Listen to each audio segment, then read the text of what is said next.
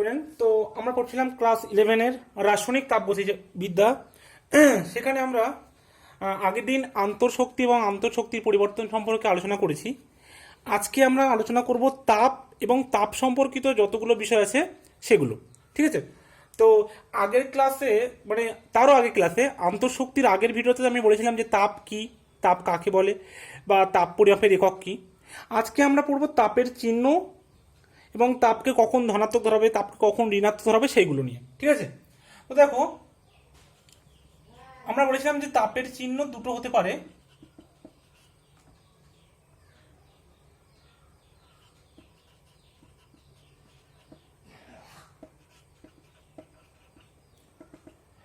Capital Q R small Q, ঠিক আছে?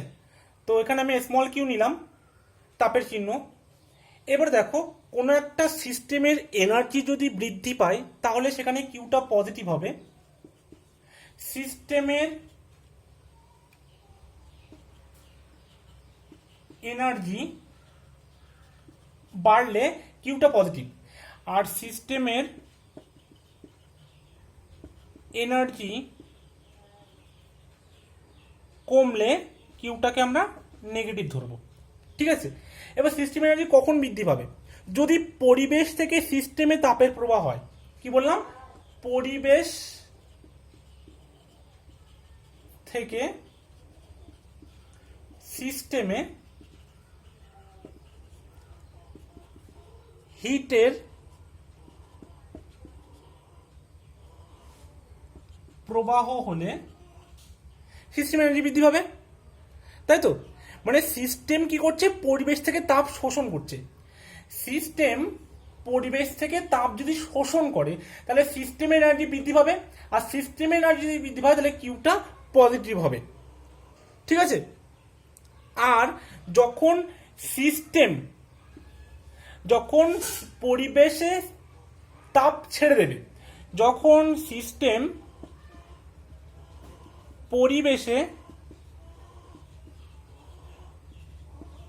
Hit release করবে, ঠিক আছে? যখন সিস্টেমটা পরিবেশে তাপ ছেড়ে দেবে তখন কি হবে? সিস্টেম এনার্জি কমবে এবং কিউটা নেগেটিভ হবে। বুঝে গেল? এটা হচ্ছে একটা মনে রাখার বিষয় যে কখন কিউটা আমরা পজিটিভ ধরবো বা কখন কিউটা নেগেটিভ ধরবো, এবং এটা আসবে কখন? যখন আমরা ম্যাথ বা বিভিন্ন প্রবলেম সলভ করবো তখন কিন্তু এটা আসবে, ঠিক আছে? তো এটা এখন জেনে রাখো একটু। এবার আমরা আসছি তাপ সম্পর্কিত বিভিন্ন বিষয় সম্পর্কে। আপেক্ষিক তাপগ্রাহিতা, ঠিক আছে? মোলার তাপগ্রাহিতা, এগুলো আমরা পড়বো। তো এটা এখন মুছে দিচ্ছি এবং নতুন টপিক শুরু করছি। আচ্ছা, তাহলে দেখো আমরা কি পড়বো? পদার্থের তাপগ্রাহিতা, আপেক্ষিক তাপগ্রাহিতা, মোলার তাপগ্রাহিতা, ঠিক আছে? আচ্ছা, এদের কি দ্বারা প্রকাশ করব সেটা খুব মনে রাখা ভীষণই জরুরি। যেমন পদার্থের তাপগ্রাহিতাকে প্রকাশ করব ক্যাপিটাল সি দ্বারা, আপেক্ষিক তাপগ্রাহিতাকে প্রকাশ করব আমরা স্মল সি, আর মোলার তাপগ্রাহিতাকে পড়ব ক্যাপিটাল সি তার এম, ঠিক আছে? এটা মনে রাখবে। এবার দেখো, পদার্থের তাপগ্রাহিতা বা হিট ক্যাপাসিটি, তাপগ্রাহিতা যেটাকে আমরা বলি হিট ক্যাপাসিটি, ঠিক আছে? এই তাপগ্রাহিতা বা হিট ক্যাপাসিটিটা কি? তাপগ্রাহিতা হচ্ছে যে কোনো একটা নির্দিষ্ট পরিমাণ পদার্থের উষ্ণতা 1 ডিগ্রি সেন্টিগ্রেড বা 1 কেলভিন হতে পারে বৃদ্ধি করার জন্য যে পরিমাণ তাপের প্রয়োজন সেটা হচ্ছে ওই পরিমাণ পথে তাপগ্রাহিতা। সাপোজ ধরো, তাপগ্রাহিতা বা heat capacity C is equal to কোনো একটা পদার্থের ডিটি পরিমাণ উষ্ণতা বৃদ্ধি করার জন্য। কি বললাম? ডিটি পরিমাণ উষ্ণতা বৃদ্ধি করার জন্য যদি ডেল কিউ পরিমাণ তাপ লাগে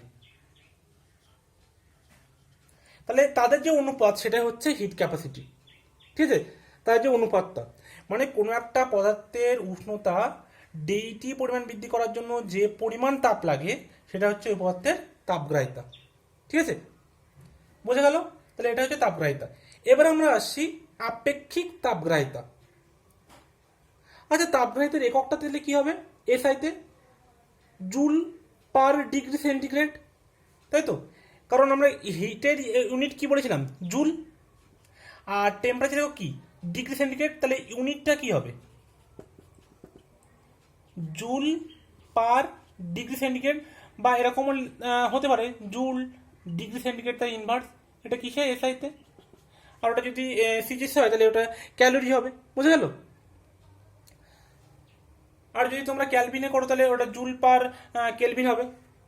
যেমন তোমরা করবে তেমন, ঠিক আছে? বেশিরভাগ তোমরা দেখবে যে এসআইতেই দেয়, সেটা ডিগ্রি সেন্টিগ্রেডেই থাকে, ঠিক আছে? Joule per degree centigrade. এবার আমরা আসি আপেক্ষিক তাপগ্রাহিতা বা স্পেসিফিক হিট ক্যাপাসিটি। হেডিং দাও, আমি একটু এটা মুছে দিচ্ছি, ঠিক আছে? দেখো, আপেক্ষিক তাপগ্রাহিতা যেটাকে আমরা স্মল সি দ্বারা প্রকাশ করি, ঠিক আছে? স্মল সি, যেটা কি ইংলিশ টার্ম হচ্ছে স্পেসিফিক হিট ক্যাপাসিটি। তা আপেক্ষিক তাপগ্রাহিতাটা কি? দেখো, আপেক্ষিক তাপগ্রাহিতা হচ্ছে কোনো একটা পদার্থের একক ভরের উষ্ণতা 1 ডিগ্রি সেন্টিগ্রেড বৃদ্ধি করার জন্য যে পরিমাণ তাপের প্রয়োজন, সেটাই হচ্ছে ওই পদার্থের আপেক্ষিক তাপগ্রাহিতা। এবার দেখো, এখানে কিন্তু পদার্থের পরিমাণটাকে ফিক্স করেছে, বলেছে একক ভরের। আমরা যখন আগের বার তাপগ্রাহিতা পড়েছিলাম সেখানে বলেছিল কোনো পদার্থের উষ্ণতা, কোনো পদার্থের। এখানে বলেছে পদার্থের একক ভরের উষ্ণতা। এই যে ছোট ছোট টার্ম, এগুলো কিন্তু মনে রাখবে। কোনো একটা পদার্থের একক ভরের উষ্ণতা 1 ডিগ্রি সেন্টিগ্রেড, বা যদি 1 কেলভিন বলো তো 1 কেলভিন, তো 1 ডিগ্রি সেন্টিগ্রেড বৃদ্ধি করার জন্য যে পরিমাণ তাপের প্রয়োজন তাকে ওই পদার্থের আপেক্ষিক তাপগ্রাহিতা বা স্পেসিফিক হিট ক্যাপাসিটি বলে, ঠিক আছে? দেখো, এদের ইকুয়েশনটা কি হবে? আপেক্ষিক তাপগ্রাহিতা স্মল সি, যেহেতু বলেছে যে তোমার একক ভরের উষ্ণতা 1 ডিগ্রি সেন্টিগ্রেড বৃদ্ধি করতে, তাহলে পরিবর্তনটা ডেলটি, যে পরিমাণ তাপের প্রয়োজন কিউ, ঠিক আছে? সেটা হচ্ছে ওই পদার্থের বা ওই সিস্টেমের আপেক্ষিক তাপগ্রাহিতা, ঠিক আছে? ওই পদার্থের আপেক্ষিক তাপগ্রাহিতা। তাহলে এর যদি ইউনিটটা বার করতে বলে একক, ইউনিট মানে হচ্ছে একক, ঠিক আছে? তাহলে কি হবে? কিউ এর একক বলেছিলাম জুল, তাহলে এর একক গ্রাম, আর টেম্পারেচার একক ডিগ্রি সেন্টিগ্রেড, তাহলে জুল পার গ্রাম ডিগ্রি সেন্টিগ্রেড, ঠিক আছে? জুল পার গ্রাম ডিগ্রি সেন্টিগ্রেড, মনে থাকবে? তাহলে দেখো, এখান থেকে আমরা কি বুঝলাম? সাপোজ ধরো বললো যে জলের আপেক্ষিক তাপগ্রাহিতার মান, specific heat capacity 4.2 joule per গ্রাম ডিগ্রি সেন্টিগ্রেড। তার মানে কি বলছে? জলের আপেক্ষিক তাপগ্রাহিতার মান 4.2 জুল পার গ্রাম সেন্টিগ্রেড। মানে কি? তার মানে হচ্ছে যে 1 গ্রাম জলের উষ্ণতা 1 ডিগ্রি সেন্টিগ্রেড বৃদ্ধি করার জন্য 4.2 জুল তাপ লাগবে। কি বললাম? 1 গ্রাম জলের উষ্ণতা 1 ডিগ্রি সেন্টিগ্রেড বৃদ্ধি করার জন্য, ঠিক আছে? কত পরিমাণ থাকলে লাগবে? 4.2 জুল, ঠিক আছে? এটা দিতে পারে কোশ্চেন, একটা শর্ট কোশ্চেন দিল যে জলের আপেক্ষিক তাপগ্রাহিতা 4.2 জুল পার গ্রাম ডিগ্রি সেন্টিগ্রেড বলতে কি বোঝো, ঠিক আছে? তো তাহলে বলবে যে 1 গ্রাম জলের উষ্ণতা 1 ডিগ্রি সেন্টিগ্রেড বৃদ্ধি করার জন্য 4.2 জুল তাপের প্রয়োজন, ঠিক আছে? ঠিক আছে, তাহলে এবার আমরা আসছি মোলার তাপগ্রাহিতা। মোলার তাপগ্রাহিতাটা কি? মোলার তাপগ্রাহিতা হচ্ছে, এটা আরো তোমার স্পেসিফিক করেছে, ঠিক আছে? মোলার তাপগ্রাহিতা, বা যেটাকে তোমরা মোলার হিট ক্যাপাসিটিও বলতে পারো, ঠিক আছে? Molar heat capacity, molar heat capacity, okay? দেখো, তাহলে মোলার তাপগ্রাহিতা হচ্ছে যে, এবার বলছে কোন একটা পদার্থের 1 মোল পরিমাণে, ঠিক আছে? প্রথমে বলছিল কোন একটা পদার্থের, সেটা শুধু তাপগ্রাহিতা। তারপর বলছিল একক ভরের পদার্থের, তা বলছে 1 মোল, কোন একটা পদার্থের 1 মোল পরিমাণের উষ্ণতা 1 ডিগ্রি সেন্টিগ্রেড বা 1 কেলভিন উষ্ণতা বৃদ্ধি করার জন্য যে পরিমাণে তাপ লাগবে সেটা হচ্ছে ওই পদার্থের মোলার তাপগ্রাহিতা, ঠিক আছে? 1 মোল, এবার এখান থেকে কিন্তু ফিক্স করেছে মোল, 1 মোল, সেটা হচ্ছে মোলার তাপগ্রাহিতা। এবং মোলার তাপগ্রাহিতাকে সিএম দ্বারা প্রকাশ করা হয়। তাহলে সিএম এর ইকুয়েশন হবে বলেছে 1 মোল, তাহলে আমরা মোল কি দ্বারা প্রকাশ করি, number of moles is equal two n। তোমাদের প্রথম একদম ফার্স্ট চ্যাপ্টারে পড়েছিলাম যে 1 মোল পদার্থের উষ্ণতা 1 ডিগ্রি সেন্টিগ্রেড পরিমাণ বৃদ্ধি করতে যে পরিমাণ তাপ লাগবে সেটা হচ্ছে ওই পদার্থের মোলার তাপগ্রাহিতা, ঠিক আছে। তাহলে মোলার তাপগ্রাহিতা যে ইকুয়েশন এটা হবে, তাহলে এর ইউনিটটা কি হবে, এর ইউনিট হচ্ছে জুল, এটা নাম্বার অফ মোলস, এটা হচ্ছে টেম্পারেচার, তাই তো। তাহলে এটা জুল, নাম্বার অফ মোলস এর হচ্ছে মোল, আর টেম্পারেচার ডিগ্রি সেন্টিগ্রেড, তাহলে ইউনিটটা কি হবে, জুল পার মোল ডিগ্রি সেন্টিগ্রেড, বা অনেক সময় এরকম লিখতে হবে joule mole inverse degree centigrade inverse, ঠিক আছে। এটা এসআই কক্ষে হবে, সিজিএসটা তোমরা দেখে নেবে। তাহলে এটা গেল মোলার তাপগ্রাহিতা। তাহলে আমরা তিনটে সম্পর্কে কিন্তু জেনে নিলাম, ঠিক আছে।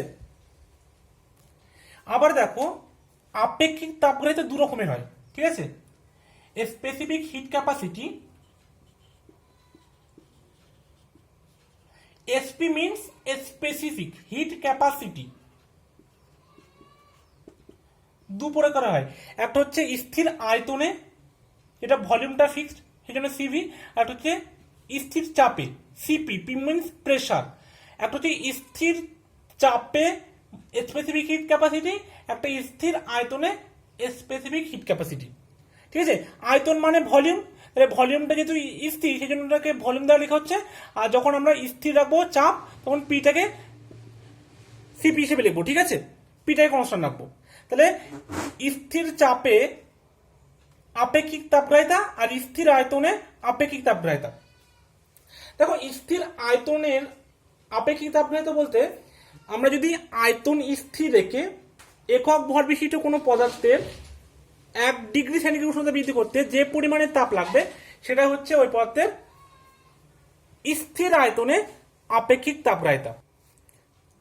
তাহলে বোঝা গেল তো এটা কি, এটা হচ্ছে specific heat capacity at constant volume, আর এটা হচ্ছে specific heat capacity at constant pressure, ঠিক আছে। Specific heat capacity at constant volume, এটা হচ্ছে specific heat capacity at constant pressure, okay. এই ভলিউম বা এই প্রেসার কনস্ট্যান্ট রাখার জন্য এতে কিন্তু যে ইকুয়েশন লিখেছিলাম, ঠিক আছে, বা ম্যাথমেটিক্যাল এক্সপ্রেশন, সেটার কিন্তু কোনো চেঞ্জ হবে না। মানে সিভি ইজ ইকুয়াল টু কিন্তু কিউ বাই যে M delta T, Q by M delta T, এটা কিন্তু আনচেঞ্জ, বা CP is equal to Q by M delta T, এটা কিন্তু আনচেঞ্জ। আমাদের যখন সংজ্ঞা বলবে বা সংজ্ঞা লিখতে বলবে তখন শুধু আমরা এই স্থির আয়তনের কথাটা উল্লেখ করতে হবে বা স্থির চাপে এই কথাটা উল্লেখ করতে হবে, তার জন্য কিন্তু এক্সপ্রেশনের কোনো চেঞ্জ হবে না, ঠিক আছে। যেটা স্মল সি এর এক্সপ্রেশন ছিল সেটাই সিবি বা সিপির এক্সপ্রেশন হবে, বুঝে গেছে। আবার ঠিক স্পেসিফিক হিট ক্যাপাসিটির মতো মোলার হিট ক্যাপাসিটিও দু রকমের, ঠিক আছে। একটা হচ্ছে কনস্ট্যান্ট ভলিউমে, একটা হচ্ছে কনস্ট্যান্ট প্রেসারে। তো মোলার হিট ক্যাপাসিটি এবার হেডিং করি, তাহলে আমরা তাহলে কি আলোচনা করবো, মোলার হিট ক্যাপাসিটি বা মোলার তাপগ্রাহিতা, ঠিক আছে। মোলার হিট ক্যাপাসিটি যেটাকে আমরা সিএম দ্বারা প্রকাশ করছিলাম। এবার যখন এক কনস্ট্যান্ট ভলিউমে প্রকাশ করব তখন আমরা কি লিখবো, সিভি কমা এম, এর মানে হচ্ছে স্থির আয়তনে মোলার তাপগ্রাহিতা। আর যখন স্থির চাপে লিখবো তখন লিখবো সিপি কমা এম, মানে এটা হচ্ছে স্থির চাপে মোলার তাপগ্রাহিতা, বুঝে গেল। এদের ক্ষেত্রেও সেম এক্সপ্রেশন কিন্তু চেঞ্জ হবে না, মানে এটা হবে QV by N delta T, এটা হচ্ছে কিউপি বাই এন ডেল্টা টি। মানে এখানে কিউভি কেন, কারণ এই ভিটা যেহেতু কনস্ট্যান্ট তাই জন্য ভি কনস্ট্যান্ট হবে এখানে, আর এখানে ক্ষেত্রে এই যে পিটা কনস্ট্যান্ট মানে কনস্ট্যান্ট প্রেসারে হচ্ছে তাই জন্য কিউপি বাই এন ডেল্টা টি, বুঝে গেল। এটা হচ্ছে স্থির আয়তনে মোলার তাপগ্রাহিতা, এটা স্থির চাপে মোলার তাপগ্রাহিতা, ঠিক আছে। এবার দেখো তোমাদের সাথে একটা রিলেশন বলবো যে আপেক্ষিক তাপগ্রাহিতার সাথে মোলার তাপগ্রাহিতার একটা রিলেশন, ঠিক আছে। কোন একটা পদার্থের মোলার তাপগ্রাহিতা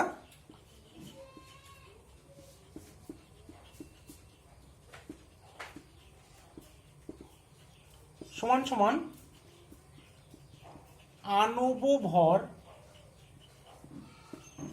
ইন্টু আপেক্ষিক তাপগ্রাহিতা।